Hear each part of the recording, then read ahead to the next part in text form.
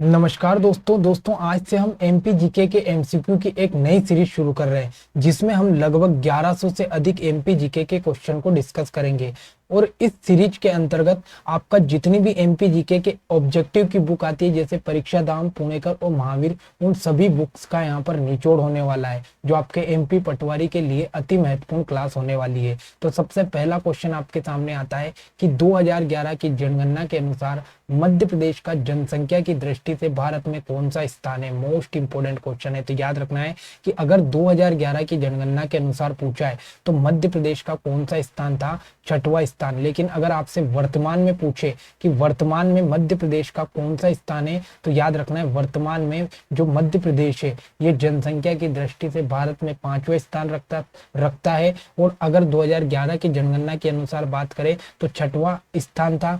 जब 2014 में आपका तेलंगाना राज्य बना तो उसी समय जो आपका मध्य प्रदेश है वो जनसंख्या की दृष्टि से अब वर्तमान में 5वें नंबर पर है। अगला क्वेश्चन आपके सामने आता है कि मध्य प्रदेश पुलिस की इंटरनेट सेवा का नाम क्या है। मोस्ट इंपोर्टेंट क्वेश्चन लगाना कि जो आपकी मध्य प्रदेश की पुलिस है इसने यहाँ पर जो इसकी इंटरनेट सेवा होती है तो इसको क्या नाम दिया गया है, तो याद रखना है इसका नाम क्या है, तो इसका नाम है पोलनेट। मोस्ट इंपोर्टेंट क्वेश्चन है कि मध्य प्रदेश पुलिस की जो इंटरनेट सेवा है उसका क्या नाम है, तो उसका पोलनेट नाम है। ठीक है, अगला क्वेश्चन आता है कि भारत के प्रधानमंत्री बनने वाले मध्य प्रदेश के प्रथम व्यक्ति। मोस्ट इंपोर्टेंट क्वेश्चन है कि भारत के प्रधानमंत्री बनने वाले मध्य प्रदेश के पहले व्यक्ति कौन थे, तो याद रखना है मध्य प्रदेश के पहले व्यक्ति थे अटल बिहारी वाजपेयी। याद रखना है जो अटल बिहारी वाजपेयी जी थे ये मध्य प्रदेश के पहले व्यक्ति थे जो भारत के क्या बने थे, तो भारत के प्रधानमंत्री बने थे। ये क्वेश्चन मोस्ट इंपोर्टेंट आपसे पूछ सकता है। अगला, भारत के राष्ट्रपति बनने वाले मध्य प्रदेश के प्रथम व्यक्ति कौन है। मोस्ट इंपोर्टेंट क्वेश्चन है दोनों, तो याद रखना है जो आपके डॉक्टर शंकर दयाल शर्मा है, ये डॉक्टर शंकर दयाल शर्मा जी जो थे ये मध्य प्रदेश के पहले ऐसे व्यक्ति थे जिनको क्या बनाया गया था, तो भारत का राष्ट्रपति बनाया गया था। और याद रखना है जो भोपाल रियासत थी, इस भोपाल क्षेत्र या भोपाल जो क्षेत्र था इसके प्रमुख भी किसे बनाया था, तो इसके प्रमुख भी किसको बनाया था, शंकर दयाल शर्मा को बनाया गया था। अगला, मध्य प्रदेश लोक सेवा दिवस कब मनाया जाता है। मोस्ट इंपोर्टेंट क्वेश्चन है कि मध्य प्रदेश में जो लोक सेवा दिवस है तो वो कब मनाया जाता है, तो याद रखना है वो मनाया जाता है आपका 25 दिसंबर को। मोस्ट इंपोर्टेंट क्वेश्चन है जो 25 दिसंबर है इस दिन पब्लिक कमीशन या पब्लिक सर्विस कमीशन दिवस मनाया जाता है। लोक सेवा दिवस कब मनाया जाता है, तो 25 दिसंबर को मनाया जाता है। अगला, निर्यात उत्कृष्ट शहर में मध्य प्रदेश के कौन से दो शहर है। मोस्ट इंपोर्टेंट क्वेश्चन है कि निर्यात करने की दृष्टि से मध्य प्रदेश के कौन से दो शहर है जो टॉप पर चल रहे हैं, तो याद रखना है एक तो देवास है और एक इंदौर है। तो ये दोनों शहर निर्यात की दृष्टि से मध्य प्रदेश में टॉप स्थान पर है। ठीक है, तो देवास और इंदौर दोनों निर्यात की दृष्टि से प्रथम स्थान पर है। अगला, 25 दिसंबर को मध्य प्रदेश में कौन सा दिवस मनाया जाता है। मोस्ट इंपोर्टेंट क्वेश्चन है कि 25 दिसंबर को मध्य प्रदेश में कौन सा दिवस मनाया जाता है, तो याद रखना है 25 दिसंबर को सुशासन दिवस के रूप में मनाया जाता है। और सुशासन दिवस क्यों मनाया जाता है, क्योंकि अटल बिहारी वाजपेयी जी का जन्मदिन था 25 दिसंबर को, इसीलिए सुशासन दिवस मनाया जाता है। अगला क्वेश्चन, बादल भोई आदिवासी म्यूजियम मध्य प्रदेश में कहाँ स्थित है। मोस्ट इंपोर्टेंट क्वेश्चन है कि जो बादल भोई आदिवासी म्यूजियम है ये मध्य प्रदेश में कहाँ पर स्थित है, तो याद रखना है ये मध्य प्रदेश के छिंदवाड़ा में स्थित है। मोस्ट इंपोर्टेंट क्वेश्चन है।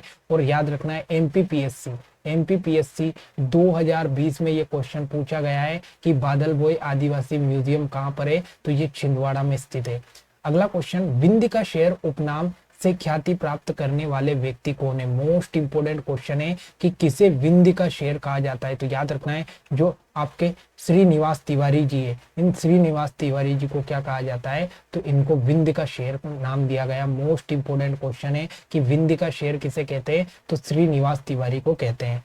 अगला, महाभारत कालीन विराट नगरी के रूप में किसे जाना जाता है। याद रखना है जो महाभारत काल था उसमें विराट नगरी किसे कहा गया, तो याद रखना है जो आपका शेरपुरा था, इस शेरपुरा को क्या नाम दिया गया था, तो इसे विराट नगरी कहा जाता था। किसको, शेरपुरा को।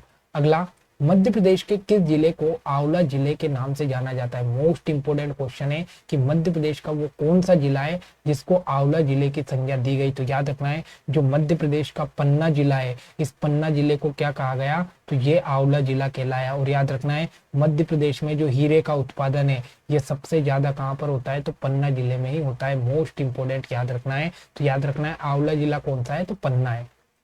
अगला, मध्य प्रदेश का कौन सा जिला आम जिला घोषित किया गया? अति महत्वपूर्ण क्वेश्चन है कि मध्य प्रदेश का कौन सा जिला आम जिला कहलाए। तो याद रखना है जो आपका जबलपुर है, इस जबलपुर को आपका आम जिला कहते हैं। मोस्ट इंपोर्टेंट क्वेश्चन है, जबलपुर को क्या कहते हैं? तो आम जिला कहते हैं। उसके बाद में इंपोर्टेंट क्वेश्चन याद रखना है कि जो आपका जबलपुर है, तो जबलपुर का जो भेड़ाघाट है, ये भेड़ाघाट आपका बहुत ही इंपॉर्टेंट है संगमरमर के लिए। और भेड़ाघाट पर कौन सा जलप्रपात है? तो धुआंधार जलप्रपात है। कौन सा जलप्रपात है? तो धुआंधार जलप्रपात है। और मध्य प्रदेश की जो संस्कार राजधानी है, कौन सी संस्कार राजधानी? ये भी कहाँ पर है? तो जबलपुर में है। Most important. अगला, जबलपुर के एक और फैक्ट याद रखना है कि जो गन गैरेज फैक्ट्री है, गन गैरेज फैक्ट्री भी कहाँ पर है? तो ये भी कहाँ पर है? जबलपुर में है। ये इतने इंपॉर्टेंट क्वेश्चन यहाँ पर याद रखना है, ठीक है।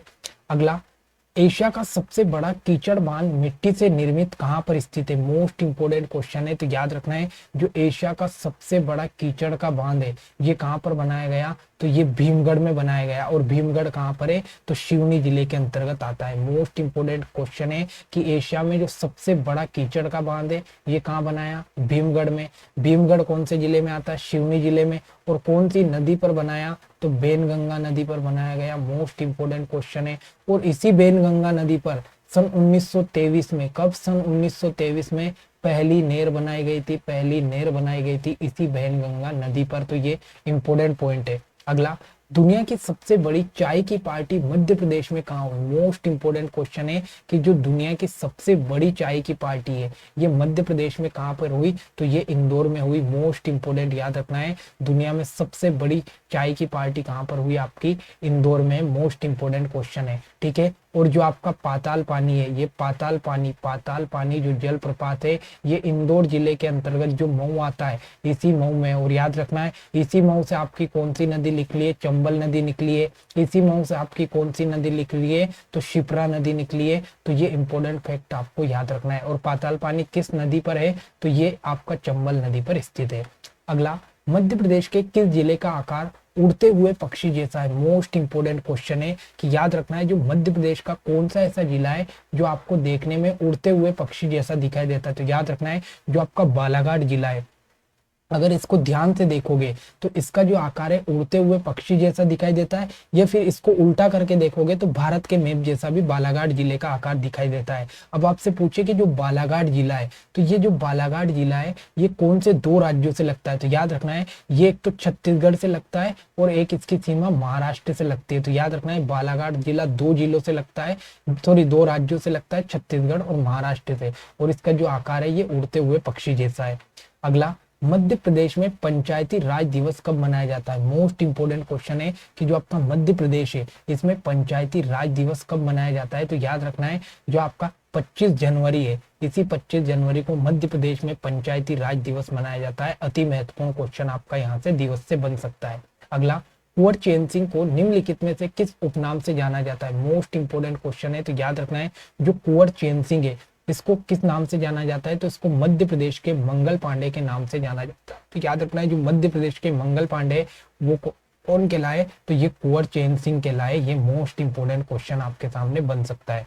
अगला, राजेंद्र जैन को किस उपनाम से जाना जाता है? मोस्ट इंपोर्टेंट क्वेश्चन है कि जो राजेंद्र जैन है ये राजेंद्र जैन को किस उपनाम से जाना जाता है? तो याद रखना है इनको जल पुरुष भी कहा जाता है, सॉरी इनको भगवान रजनीश या ओशो के नाम से जाना जाता है। सॉरी यहाँ पर इनको भगवान रजनीश या ओशो दोनों के नाम से जाना जाता है। अगला, रामगढ़ की झांसी की रानी के रूप में किसे जाना जाता है? मोस्ट इंपोर्टेंट क्वेश्चन है। तो याद रखना है जो रामगढ़ की झांसी की रानी है ये किसे कहा जाता है? तो ये रानी अवंतीबाई को कहा जाता है। मोस्ट इंपोर्टेंट क्वेश्चन है। तो याद रखना है रानी अवंतीबाई का संबंध किस जिले से? तो मंडला जिले से इनका संबंध है। और इनको क्या नाम दिया गया? तो इनको रामगढ़ की झांसी की रानी नाम दिया गया। अगला, मध्य प्रदेश में विधि पुरुष कौन कहलाए? मोस्ट इंपोर्टेंट क्वेश्चन है कि मध्य प्रदेश के विधि पुरुष किसे कहा गया? तो याद रखना है जो आपके कुंजीलाल दुबे, कुंजीलाल दुबे मध्य प्रदेश के विधि पुरुष कहलाए। मोस्ट इंपोर्टेंट क्वेश्चन है, ऑप्शन नंबर ए। अगला, एक भारतीय आत्मा उपनाम से किसे जाना जाता है? तो याद रखना है जो आपके माखनलाल चतुर्वेदी है, माखनलाल चतुर्वेदी को किस नाम से जाना जाता है? तो एक भारतीय आत्मा के उपनाम से जाना जाता है। अगला, आधुनिक चाणक्य उपनाम से किसे जाना जाता है? मोस्ट इंपोर्टेंट क्वेश्चन है। तो जो आधुनिक चाणक्य नाम है ये किसको दिया गया? तो जो द्वारका प्रसाद मिश्र है, ये द्वारका प्रसाद मिश्र को क्या नाम दिया गया? तो आधुनिक चाणक्य के नाम से जाना जाता है द्वारका प्रसाद मिश्र को। अगला, निम्न विकल्पों में से सही विकल्प को चुनिए। मोस्ट इंपोर्टेंट क्वेश्चन, यहाँ से आपके 4 क्वेश्चन तैयार होंगे। पहला, लता मंगेशकर को स्वर सामग्री कहा जाता है, बिल्कुल सही बात है। अगला, कुशाभाऊ ठाकरे भाजपा के पितृ पुरुष है। मोस्ट इंपोर्टेंट क्वेश्चन है कि भाजपा के पितृ पुरुष कौन है? तो ये है आपके कुशाभाऊ ठाकरे, बिल्कुल सही बात है। अशोक कुमार को दादा मुनि उपनाम से जाना जाता है, तो ये भी बिल्कुल सही बात है। तो मतलब उपरोक्त सारे आपके जितने भी कथन है बिल्कुल सही है। 3 क्वेश्चन निकले, लता मंगेशकर स्वर सामग्री, उसके बाद में कुशाभाऊ ठाकरे पितृ पुरुष कहलाए भाजपा के, अशोक कुमार जो थे इनको दादा मुनि नाम से जाना जाता था। तो उपरोक्त सभी क्वेश्चन ऑप्शन नंबर डी इसका राइट आंसर है।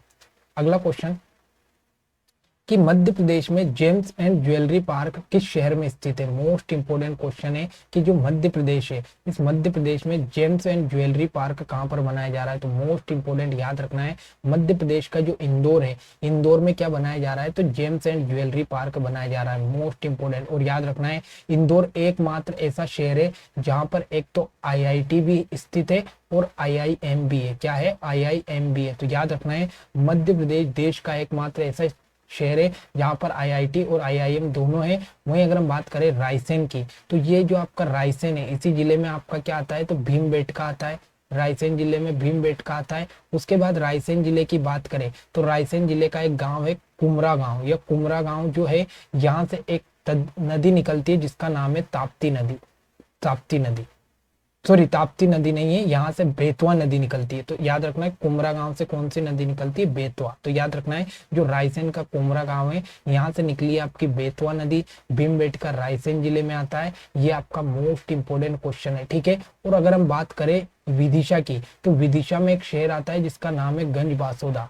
गंज बासोदा, तो इस गंज बासोदा की हम बात करें तो यहाँ पर सबसे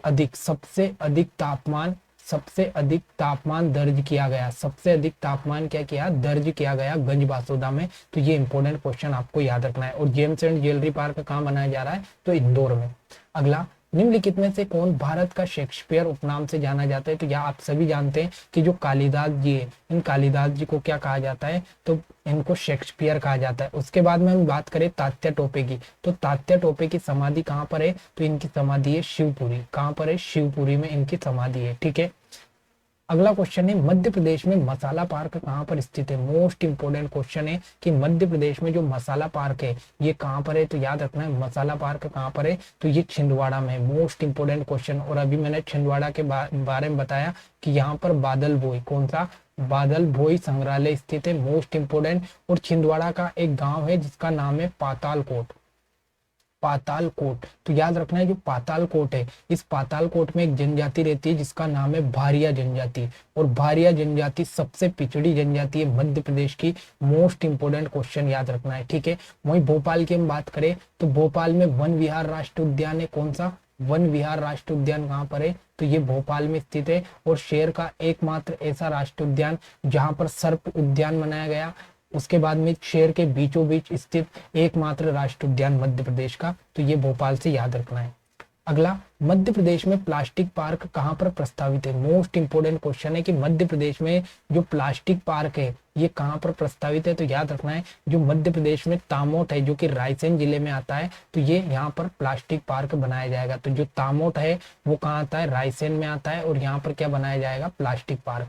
अगला, जबलपुर को मध्य प्रदेश की किस राजधानी के रूप में जाना जाता है? मोस्ट इंपोर्टेंट क्वेश्चन है। तो याद रखना है जो जबलपुर है इसे मध्य प्रदेश की सांस्कृतिक और न्यायिक राजधानी कहा जाता है। मोस्ट इंपोर्टेंट क्वेश्चन है कि मध्य प्रदेश की न्यायिक राजधानी और सांस्कृतिक राजधानी क्या है? तो ये जबलपुर है। वहीं अगर हम बात करें कि भारत का जो हाई कोर्ट है या भारत का जो उच्च न्यायालय, ये सॉरी मध्य प्रदेश का जो उच्च न्यायालय ये कहाँ पर स्थित है, तो ये जबलपुर में स्थित है। मध्य प्रदेश का उच्च न्यायालय जबलपुर में स्थित है। और इसी की दो खंडपीठ है, एक तो आपकी भोपाल में है, एक तो भोपाल में है और एक ग्वालियर में। ठीक है, तो आपसे पूछे कि मध्य प्रदेश का हाई कोर्ट कहाँ पर है, तो ये आपका कहाँ पर है, तो ये जबलपुर में है। इसकी खंडपीठ कहाँ पर है, सॉरी इसकी खंडपीठ कहाँ पर है, तो एक तो इंदौर में है और एक कहाँ पर है, ग्वालियर में। वहीं हम बात करें तो जो भोपाल है, इस भोपाल में आपकी जो हाई कोर्ट है इसकी खंडपीठ प्रस्तावित है, मतलब जल्दी ही बनने वाली है। अगला क्वेश्चन, तो दोस्तों ये आज के टॉप मोस्ट इंपोर्टेंट क्वेश्चन थे एमपी जीके के, जिसमें हमने इंपोर्टेंट क्वेश्चन और इंपोर्टेंट बुक से क्वेश्चन यहाँ पर उठाए। तो आशा करता हूँ कि आपको क्लास अच्छी लगी होगी। अगर क्लास अच्छी लगे तो चैनल को जरूर सब्सक्राइब करना। मिलते हैं अगली क्लास में। जय हिंद, जय भारत।